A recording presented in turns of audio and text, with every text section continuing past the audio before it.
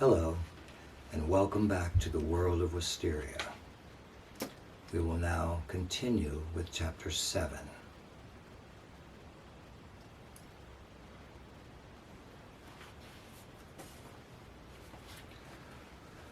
Wysteria, Chapter 7, Part 2.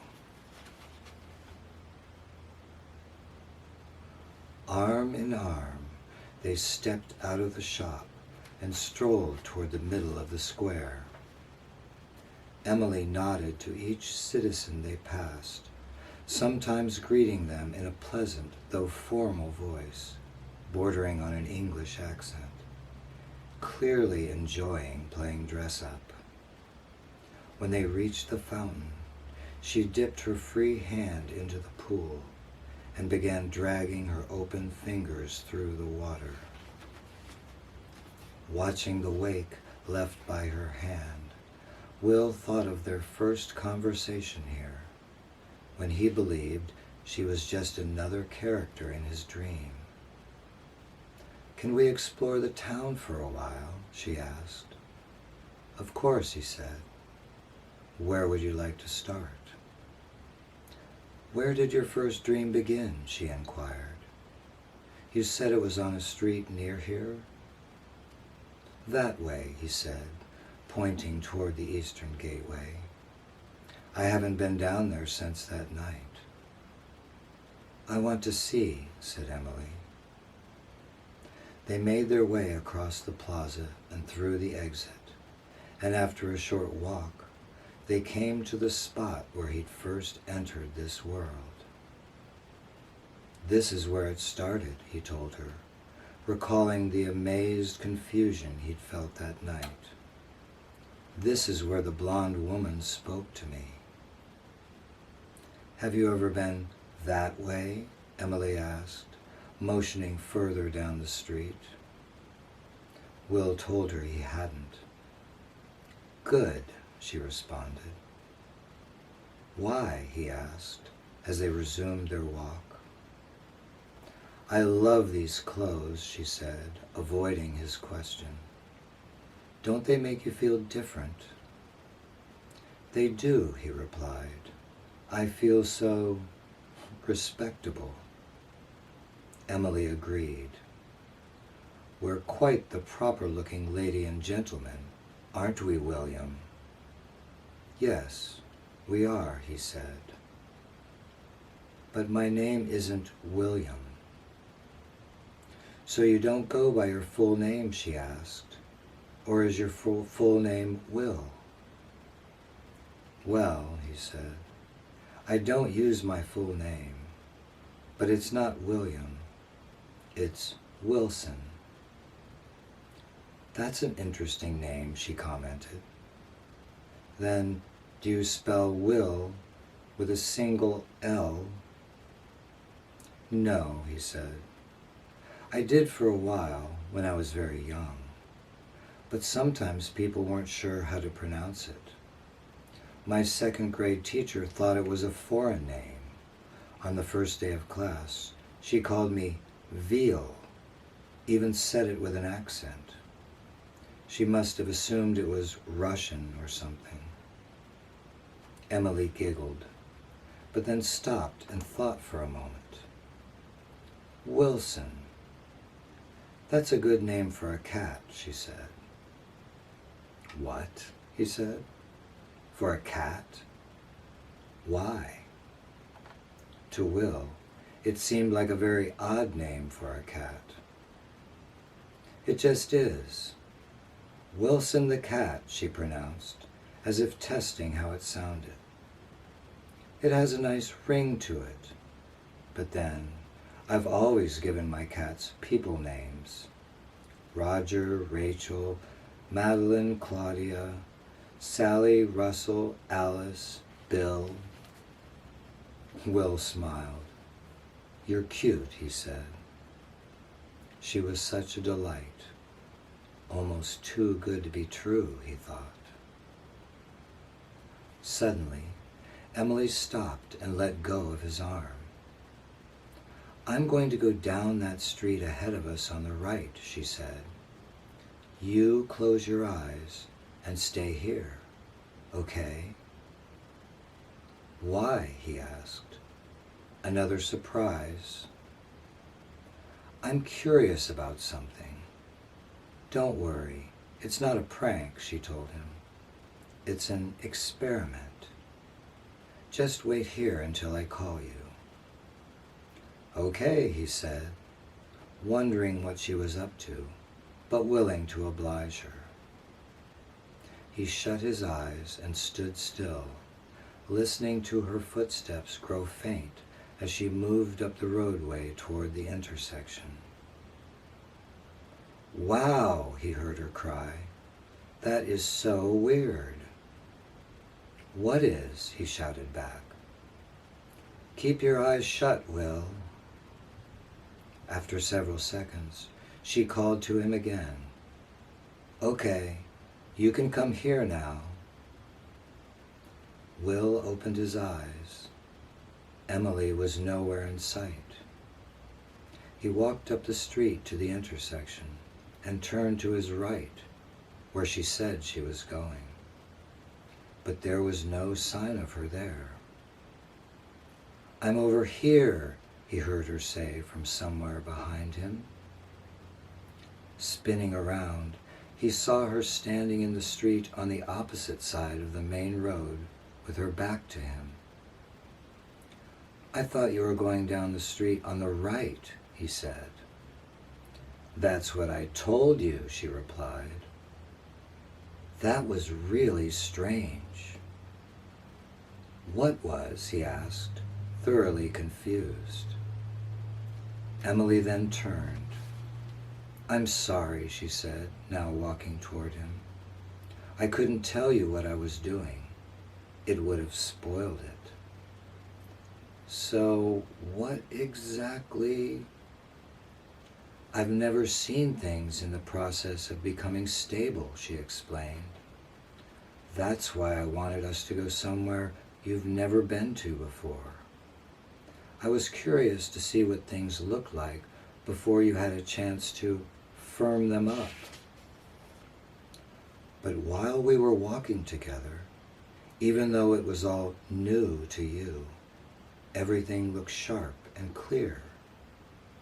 Obviously, you were naturally anticipating what was coming up, and your mind was creating things before we actually saw them.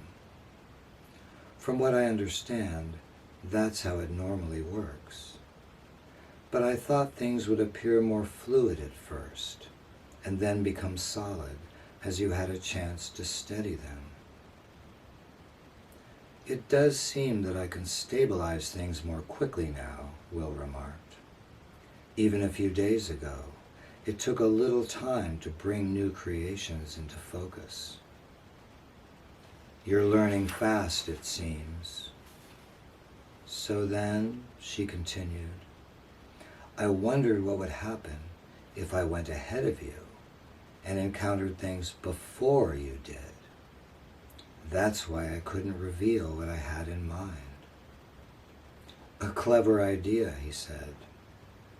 And what was the result of your little experiment? She took his arm again, and they continued their stroll through the newly born neighborhood. It was interesting. I told you I was going to the right because I wanted you to direct your attention there, she said with a mischievous giggle. I hoped you'd ignore the street on the left. Ah, I see, he murmured. When I got to the intersection, I first looked to the right, she said. For a moment, it seemed a little blurry, but it quickly cleared up. Just telling you that I was going that way was enough to trigger your mind to fill in the blanks. But then, I turned and went the other way, and that was simply bizarre. How so? He asked. Well, said Emily, it was very murky. Things seemed to fade in and out, as if they couldn't decide what to be yet. further ahead, everything was completely dark, though there was movement in it, like waves rippling through pitch black water. "Wow," he said. "I've never seen anything like that." "No, you wouldn't," she said. "Your mind works too fast. After I called to you, I assume you opened your eyes and began to move closer, because things changed rapidly. Even though your attention may have been directed to the road on the right, you must have noticed that it also went to the left, and that was enough for things to start forming. The blackness began to lift, and the street appeared right before my eyes. It was still a little hazy, and the details kept changing. But then, all of a sudden, the scene instantly became clear. I'm sure that was the moment you looked toward me. It was as if you flipped on a light switch and illuminated the street." Emily paused for a moment. "Crystallizing chaos," she said softly. "Pardon?" "Oh, just an expression I heard once," she explained. "I've always loved the sound of it. Beautiful and mysterious. Now I understand." "That was quite an elaborate plot," said Will. Emily smiled. "Thank you for indulging me," she replied. "It was an interesting experience." They walked for a while, mostly in silence. Emily's mood had changed. She seemed to have something on her mind. "Will," she said quietly. "Yes." She slowed her pace and pulled herself closer to him, leaning against his arm with her shoulder. "I may not see you for a couple of nights." "Okay," he responded, trying not to sound too disappointed. "There's someone I need to visit," she said. This world was all he knew, and Emily was the only dreamer he'd encountered. But she had traveled to many worlds and had other friends with whom she spent time out there. He wondered if there might even be another man in her life. Emily stopped, then let go of his arm and took both his hands in hers. "It's not a boyfriend, Will," she said, a soft smile on her lips. Good, he thought. I want to talk to someone about questions that I have. Besides, I've been distracting you from your building plans. Not really, he said. There's no hurry. But maybe I'll have a surprise for you when you return. Something new that I've been thinking about. I can't wait to see, she said. They then headed back to the square, where they exchanged their outfits for their mundane clothes before preparing to leave for the night. I'll see you soon, said Emily. I'll probably be away for 2 days, no longer though. I'll miss you, Will told her. She looked at him for a moment, then leaned forward and gave him a hug. I'll miss you too, she said. Emily started to back away from him, but he held on to her hands.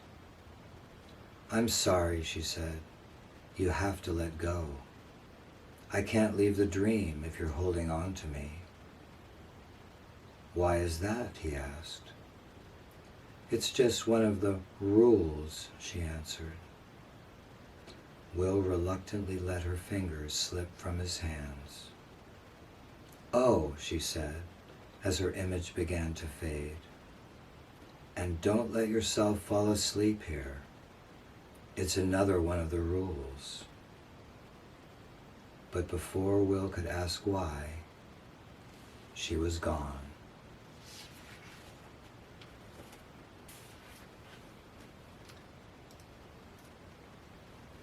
And thank you for joining me today, and we will return shortly with Chapter 8.